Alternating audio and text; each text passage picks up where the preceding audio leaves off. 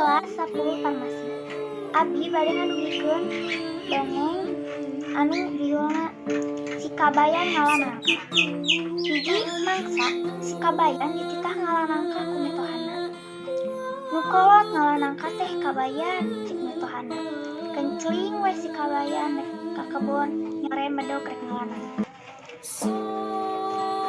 Barang nepi ka kebon, si kabayan ulah ilik kana tangkal nangka.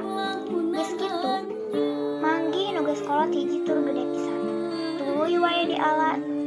Tapi barang dek dipanggul kacida beratna. Wah, moal kaduga ieu mah mamawana, pikir si kabayan. Tuluy nangka teh ku si kabayan dipalikeun ka barang nepi ka imah. Si kabayan ditanya ku mitohana. Kabayan, mana meunang teu ngalah nangka teh? Meunang atuh.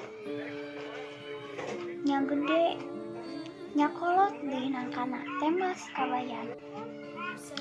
Cik, mana atuh ayeuna nangkana? Mitohana nanya.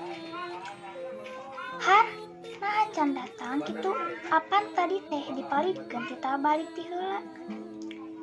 Cik si kabayan teh. Ari maneh bodoh teh meuni teuing-teuingan kacida.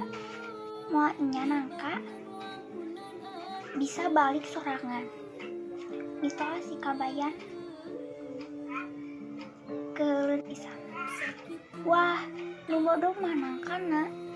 Sekolot-kolot ge teh nyaho jalan balik. Cik si kabayan bari ngarti sakitu dongeng ti abi. Hapunten geus seueur kalepatan. Wassalamualaikum warahmatullahi wabarakatuh.